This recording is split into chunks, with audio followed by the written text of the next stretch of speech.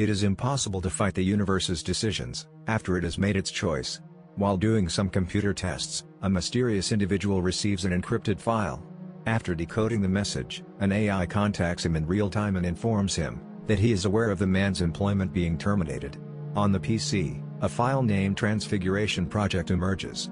But the AI intends to finish the job that the enigmatic man started.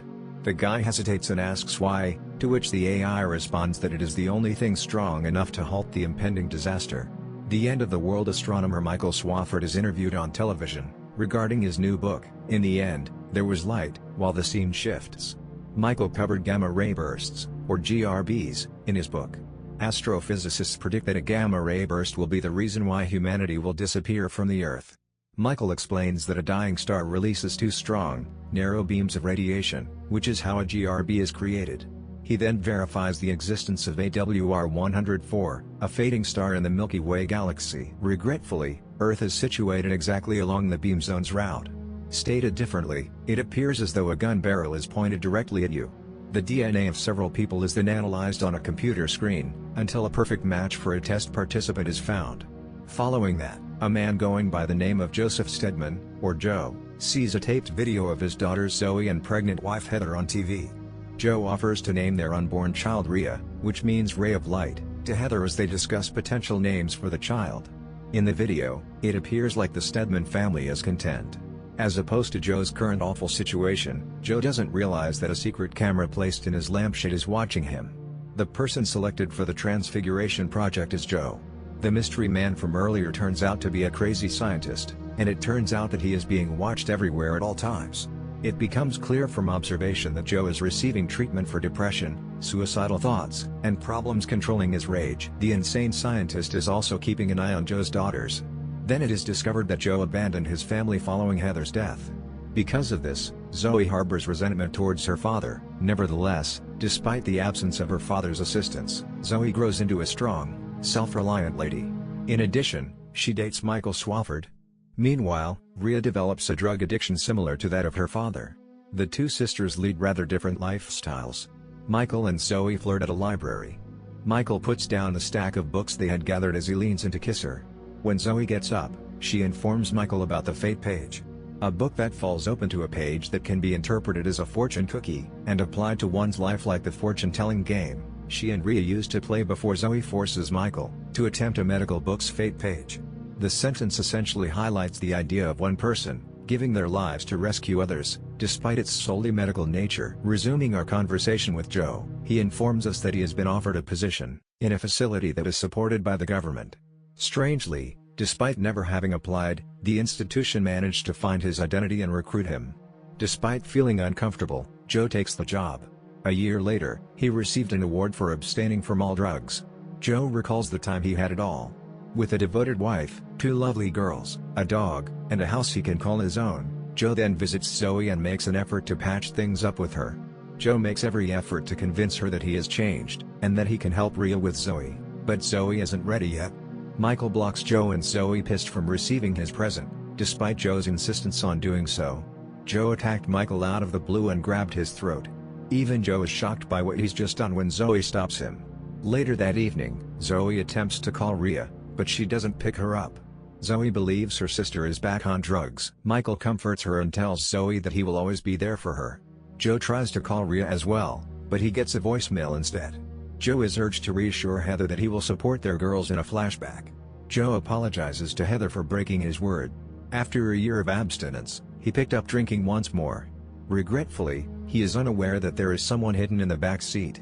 Suddenly, the stranger kidnaps Joe by covering his head with plastic. Finally, the insane scientist introduces himself as Mike. The injection of something into Joe's eye is then seen.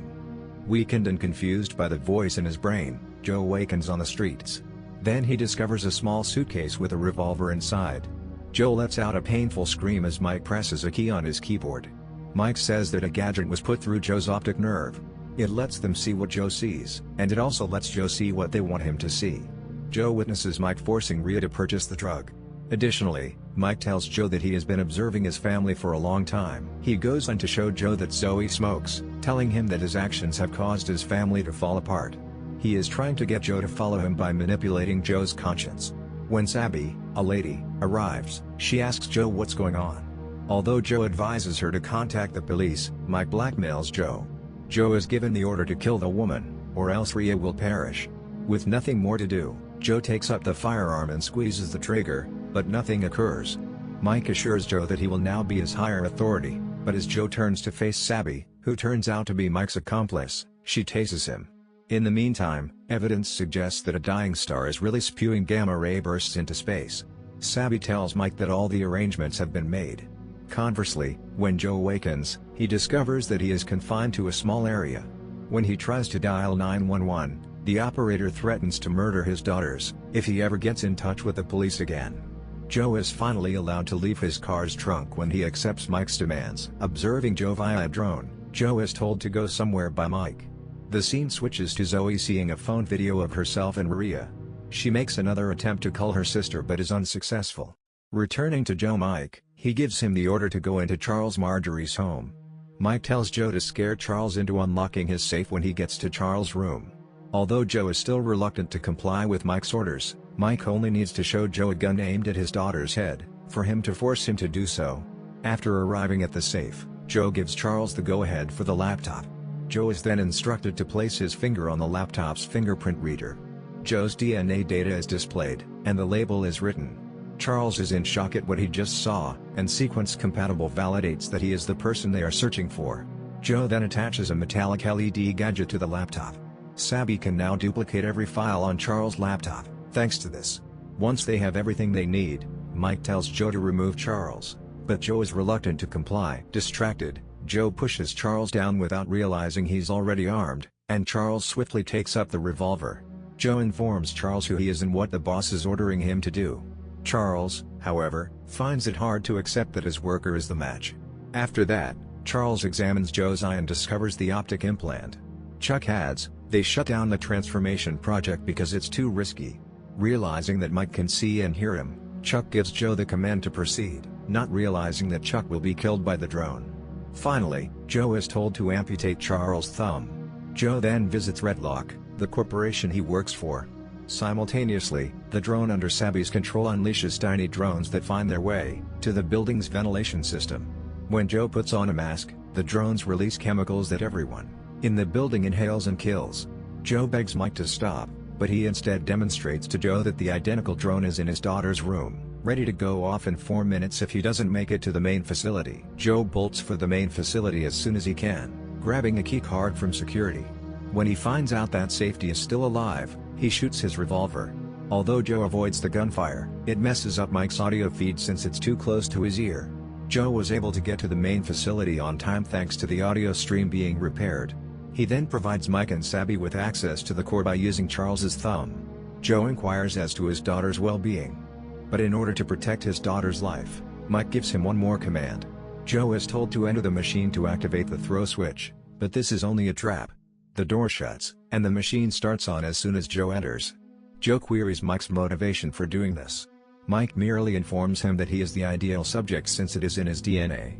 Mike continues by saying that there's no use in opposing the cosmos when it determines what it wants. Thus, the Transfiguration project gets underway. Joe's DNA begins to change. The process then results in a large explosion inside the structure. As Mike is unwinding to violin music, the explosion's aftermath is horrifying. When the AI asks Mike if it worked, the crazy scientist responds, "Yes, Joe is alive and ready for testing right now." Michael is tending to Zoe in the meantime, who is inconsolable right now, after seeing the news of the explosion on Redlock. Zoe feels sorry for not giving her father a chance when he was still alive. She also regrets never giving up on him. However, Joe is still alive and awakens at his house, wrapped in a large foil bag. What does Mike do to Joe? He queries. Rather than responding to his inquiry, Mike talks about scientific topics that Joe is ignorant of. Joe tries to contact his daughter, but the phone is unreachable. Angry Joe produces a blast of energy that modifies the nearby electrical equipment. Joe's hand begins to release lights. In a fit of rage, he hits a wall and effortlessly ruins his bathroom wall. Mike describes how he turns Joe's vulnerability into his strength, and Mike is astounded by what he is witnessing. Joe's boundless strength now stems from his rage, fear, worry, and general turmoil inside his body. Mike continues by saying that Joe may utilize his newly acquired abilities to help his family. He then assigns Joe a new task. With nothing else to do, Joe just obeys Mike's instructions. When he gets outside, he discovers that his automobile is gone. Then, it becomes clear that Joe has electromagnetic power. Joe only has to release a little energy to start a motorcycle. Joe's anger increases as he grows stronger. As he plays with his pendulum, Mike continues to explain that everything is merely a matter of cause and effect. Mike tells him to face Nico Sola in order to test him. The guy who exploited Rhea and was the cause of her addiction, Zoe, meanwhile, notices the present Joe previously placed in her luggage. She opens it and finds the rock she gave him when he was little, demonstrating Joe's unwavering affection for her. When the picture returns to Joe arriving at what appears to be a warehouse, he wanders about and approaches a man, asking if he is Nico. The man runs away after pointing his camera at Joe and flashing his eyes, refusing to respond. Joe follows, but because he is unfamiliar with the area, Nico gets the upper hand and captures him. After tying Joe up, Nico asks for his name. Nico strikes Joe and displays a video bearing the name Rhea. After knowing that Joe is Rhea's father and hearing his last name, Joe recalls the day his precious, innocent Rhea baked a cake for him. In the video, Rhea is drugged up and totally insane as Nico is abusing her. Joe can't contain his anger and lets out a lot of electromagnetic energy. However, Mike's computer indicates that further stress levels are needed because the massive energy failed. Returning to Joe, I see that the explosion has caused the area to burn. Nico stabs Joe, but the dagger merely gets absorbed by his body. Joe is shot at by another man, but the bullets barely pass through him. Then, in a fit of retaliation, Joe takes a knife to attack the man who shot him. However, when the knife passes through the man's neck, it becomes energy. Joe comes up to Nico in the meantime, but Nico gets into his car. Joe pauses to assist a woman leaving the warehouse, and as a result, Nico is about to strike Joe. However, Mike stops him and shows him Rhea's video again, which makes Joe fume. As a result, Joe is able to emit more electromagnetic energy, but this time it is focused and directed toward Nico. When Joe inquires as to what is wrong, Mike just responds, "I failed again." Furthermore, he informs Joe that the police are approaching, and gives him instructions to turn himself in so that he may examine himself more deeply. However, Joe tries to flee rather than follow Mike, and regrettably, the police still trap and capture him. After a while, Joe is questioned by the investigators about his knowledge of the Red Lock event and other recent explosions. Despite Joe's sincerity, they do not trust him. Believing Joe to be a terrorist, they inquire as to who he works for. The investigators believe Joe is even more insane after Mike gives him the command to claim he is working for a higher authority. Then he is told to declare that the port has been bombed. The police go for the port right away, but Mike assures Joe that everyone will survive if he reaches the device first, but that 20,000 people will perish if the cops reach it first. Tense, Joe bursts once more, but he doesn't change. Then he leaves right away for the dock. A hint that the explosive is inside a shipping container is given to Joe by Mike. Zoe, in the meantime, is watching her father's intense chase on television. She finds it hard to believe Joe is still alive, and that he is being held responsible for the recent explosions. Joe's body glows in the car until he eventually transforms into pure energy and speeds throughout the city. Live footage of Joe's car explosion is shown on the news. Mike sits back in his chair and observes Joe until his screen indicates that Joe's change has finally stabilized. Next, his guys storm into Zoe's home. As the armed guys take them, Michael is unable to stop them. As the police arrive at the harbor, they start looking for the explosives right away. Joe also shows up at the dock with his full mass of energy. He swiftly caused all the cargo containers to climb into the air. The detonation occurs in mid-air. However, the impact scatters additional cargo boxes, forcing one of them to collide with an aircraft. The aircraft collides with a railroad. Thankfully, Joe uses his electromagnetic energy to save the train and the aircraft. He keeps the train from going off the tracks and stops the plane from collapsing any further. Joe then visits Zoe's home, where he discovers just a laptop. Mike makes fun of Joe's timidity, and he shows Joe that he is Michael and Zoe. Joe uses the laptop's screen to follow Mike and Zoe's whereabouts, and he enters Mike's hiding place right away. When Joe gets to the man's lair who caused him this misery, he surrounds Zoe and Michael with a shield and destroys the entire location. When the security personnel first see Joe's shape, they look on in fear. They attempt to remove him, but Joe dispatches them with ease as he carries on, causing chaos across the area. When Joe speaks with his daughter, he appears to be someone else. He tells Zoe that everything is well and that they're heading to collect Rhea. Michael, in the meantime, is staring at Joe with amazement, as though he has seen a deity. It is subsequently discovered via a few flashbacks, that the AI Mike is initially speaking with is actually a video feed of Michael. Mike is the one who encourages Mike to go forward with the Transfiguration project. Mike gives Michael the order to shoot Zoe, angry as the scene shifts to outer space, where the gamma-ray explosion is already headed for Earth. Joe scolds Michael. He caters to his daughter right away, reassuring Zoe that they will return home. Unfortunately, after pleading with her father for forgiveness, Zoe dies. Joe holds on to his deceased daughter and apologizes repeatedly. When was the last time he gave Heather a hug? Finally, Mike gets up from his chair to observe, Joe lamenting the loss of Zoe and Rhea. To make matters worse, Joe witnesses, through a monitor, as Mike's men storm into Rhea's apartment. They place a gun in her hand and blow her head off, giving the impression that she has committed suicide. For Joe, losing Rhea and Zoe is the final straw. Now that everyone he loves is gone, he becomes absolutely insane. Joe explodes with a ton of electromagnetic energy. It's so massive that he turns into Earth's shield. Achieving omnipotence, Joe became a deity in his own right, and in his final words, Mike begs Joe to deliver us. Joe shielded Earth from a dying star's gamma-ray blast when it was in space. Joe becomes the guardian of humanity, even if he is unable to keep his girls safe. However, this doesn't stop Joe from keeping his word to Heather. Joe uses his omnipotence to bring Rhea and Zoe back to life.